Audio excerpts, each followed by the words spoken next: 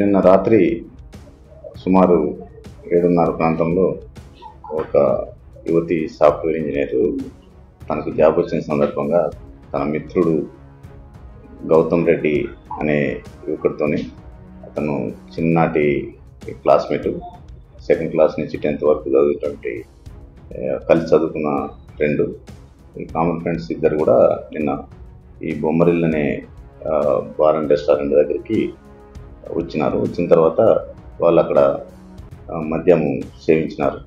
మద్యం సేవించిన తర్వాత వాళ్ళు అక్కడ కింద ఉన్నటువంటి రూమ్లోకి వెళ్ళిన తర్వాత తను అతను కామన్ ఫ్రెండ్ ఉన్నటువంటి ఇంకొక వ్యక్తి ఇద్దరు కలిసి